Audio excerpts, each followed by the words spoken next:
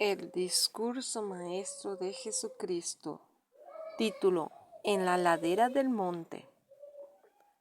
Más de 14 siglos antes que Jesús naciera en Belén, los hijos de Israel estaban reunidos en el hermoso valle de Siquem.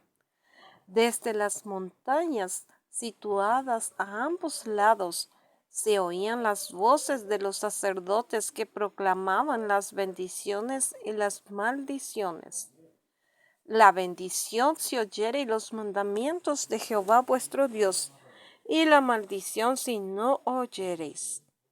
Por esto el monte, desde el cual procedieron las palabras de bendición, llegó a conocerse como el monte de las bendiciones.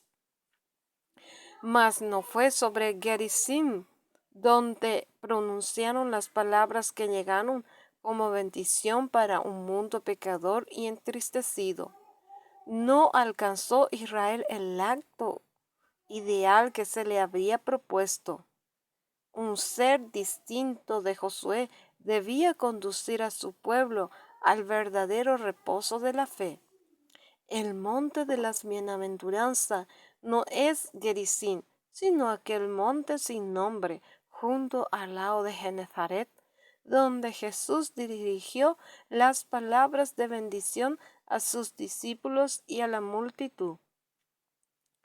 Volvamos con los ojos de la imaginación a ese escenario y sentados con los discípulos en la ladera del monte, analicemos los pensamientos y sentimientos que llenaban sus corazones. Si comprendemos lo que significaban las palabras de Jesús para quienes oyeron, podremos percibir en ellas nueva vida y belleza, y podremos aprovechar sus lecciones más profundas. Cuando el Salvador principió su ministerio, el concepto que el pueblo tenía acerca del Mesías y de su obra era tal que inhabilitaba completamente al pueblo para recibirlo. El espíritu de verdadera devoción se había perdido en las tradiciones y el ritualismo, y las profecías eran interpretadas al antojo de corazones orgullosos y amantes del mundo. Los judíos no esperaban como salvador del pecado a aquel que iba a venir, sino como a un príncipe poderoso que sometería a todas las naciones a la supremacía del león de la tribu de Judá. En vano les había pedido Juan el Bautista, con la fuerza conmovedora de los profetas antiguos, que se arrepintiesen. En vano a orillas del Jordán había señalado a Jesús como Cordero de Dios que quita el pecado del mundo. Dios trataba de dirigir su atención a la profecía de Isaías con respecto al Salvador doliente, pero no quisieron oírlo. Si los maestros y caudillos de Israel se hubieran sometido a su gracia transformadora, Jesús lo habría hecho embajadores suyos ante los hombres. Fue primeramente en Judea donde se proclamó la llegada del reino y se llamó al arrepentimiento. En el acto de expulsar del templo de Jerusalén a los que profanaban, Jesús anunció que era el Mesías, el que limpiaría el alma de la contaminación del pecado y haría de su pueblo un templo consagrado a Dios. Pero los caudillos judíos no quisieron humillarse para recibir al humilde maestro de Nazaret. Durante su segunda visita a Jerusalén, fue emplazado ante el Sanedrín y únicamente el temor al pueblo impidió que procuraran quitarle la vida los dignatarios que lo constituían. Fue entonces cuando, después de salir de Judea, principió Cristo su ministerio en Galilea. Allí prosiguió su obra algunos meses antes de predicar el Sermón del Monte. El mensaje que había proclamado por toda esa región: el reino de los cielos se ha acercado. había llamado la atención de todas las clases y dado aún mayor pábula a sus esperanzas ambiciosas. La fama del nuevo maestro había superado los confines de Palestina y a pesar de la actitud asumida por la jerarquía, se había difundido mucho el sentimiento que tal vez fue el libertador que había esperado.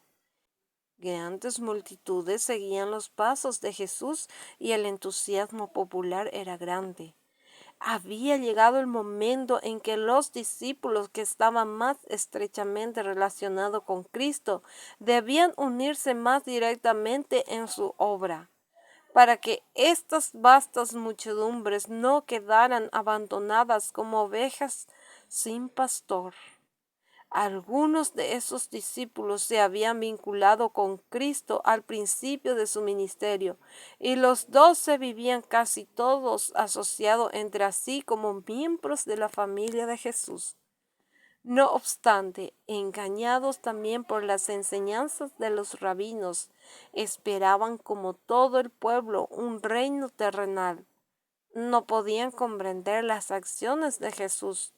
Ya los había dejado perplejos y turbados el que no hiciese esfuerzo alguno para fortalecer su causa obteniendo el apoyo de sacerdotes y rabinos, y porque nada había hecho para establecer su autoridad como rey de esta tierra. Todavía había que hacer una gran obra en favor de estos discípulos antes que estuviesen preparados para la sagrada responsabilidad que les incumbiría cuando Jesús ascendiera al cielo. Había respondido, sin embargo, al amor de Cristo, y aunque eran tardos de corazón para creer, Jesús vio en ellos a personas a quienes podía enseñar y disciplinar para su gran obra. Y ahora que había estado con él suficiente tiempo como para afirmar hasta cierto punto su fe en el carácter divino de su misión, y el pueblo también había recibido pruebas incontrovertibles de su poder, quedaba expedito el camino para declarar los principios de su reino en forma que tal les ayudase a comprender su verdadero carácter.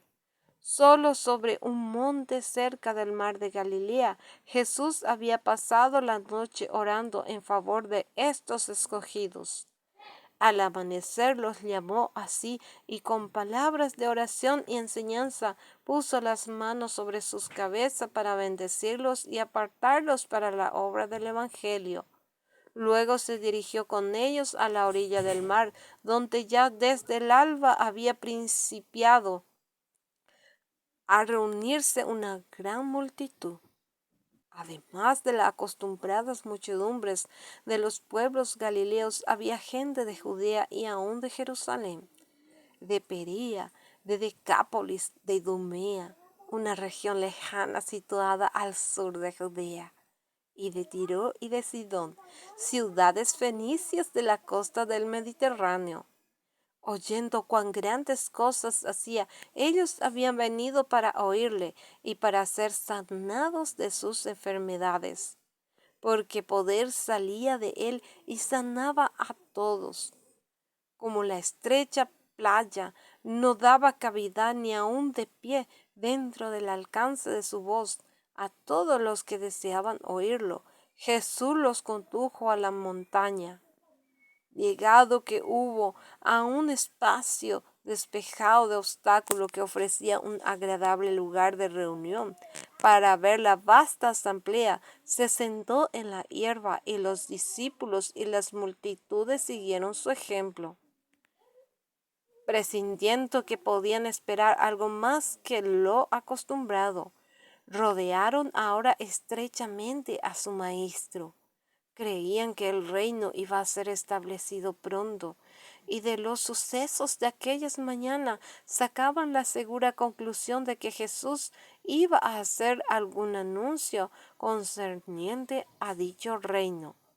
Un sentimiento de expectativa dominaba también a la multitud y los rostros tensos daban evidencia del profundo interés sentido.